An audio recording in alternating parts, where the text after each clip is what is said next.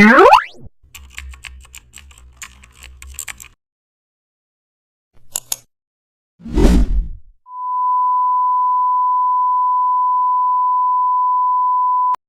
back to the channel. Don't forget to like, share, and subscribe. Today we are create Hollywood-style color effects using color lookup. Open your image in Photoshop and start with basic exposure and contrast corrections. Hollywood-style color effects depend on a strong foundation.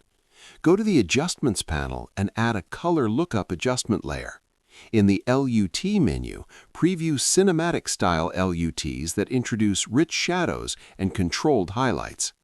Once you find a strong base look, reduce the opacity so the effect feels polished rather than aggressive.